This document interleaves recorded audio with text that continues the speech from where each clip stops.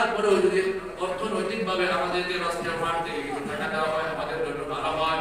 ফারনাজম বললেন ঠিক আছে, তোমাদের রাষ্ট্রের গুরুত্বপূর্ণ কিছু ব্যক্তি যারা অর্থনৈতিকভাবে খুবই দুর্বল গরিব, অর্থাৎ যাদের টাকা করি নাই এমন একটা লিস্ট আমাকে দাও, আমি আজকে রাষ্ট্রের কোষাগার থেকে অর্থের ব্যবস্থা করব।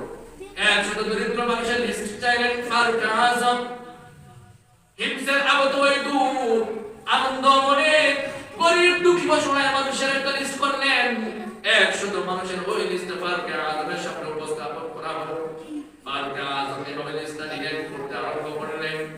ফারুক আজম এবার দেখলেন প্রথমে যে নামটা 100 নামের প্রথম নাম, এই নামটা হলো সাইদ ইবনে আমির আল-জুমাহি। তিনি জানতে চাইলেন কি ব্যাপার, এই দরিদ্র মানুষগুলোর এক নম্বরে সাইদ, এটা কি কোন সাইদ?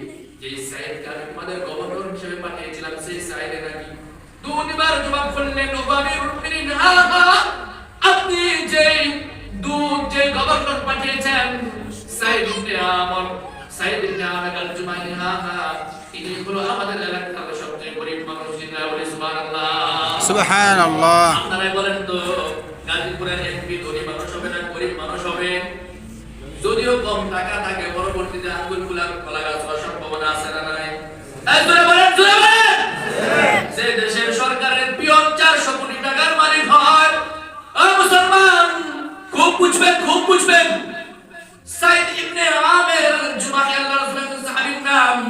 হিমসের গভর্নর দরিদ্র আর ফকির মানুষগুলোর লিস্টে সর্বপ্রথম তালিকায় যার নাম, তার নাম হলো সাইদ ইবনে আমির আল-জুমাহি। সুবহানাল্লাহ। এ মুসলমান, ফারুক আজম এই লিস্টটা দেখে বললেন আল্লাহু আকবার, কি বলো? সাথে সাথে রাষ্ট্রীয় গভর্নর যে দায়িত্বে ছিল কোষাগার থেকে 100 স্বর্ণ মুদ্রা তার জন্য দেওয়া 1000 স্বর্ণ মুদ্রা দিয়ে দেওয়া হলো। দূতকে বলা হলো এখনই যাও সাইদ ইবনে আমরকে দিয়ে আমার পক্ষ থেকে সালাম জানাও, তাকে তার এই সততার জন্য 1000 স্বর্ণ মুদ্রা পুরস্কার দেওয়া হলো। দূত এই পুরস্কার গ্রহণ করে চলে গেল হিমসে। হিমসে যাওয়ার পর হিমসের তৎকালীন সম্রাট আমির ইবনে সাইদ তখন ঘুমন্ত অবস্থায় ছিলেন। বাহির থেকে ডাকলেন, ভিতর থেকে জিজ্ঞেস করলেন কে?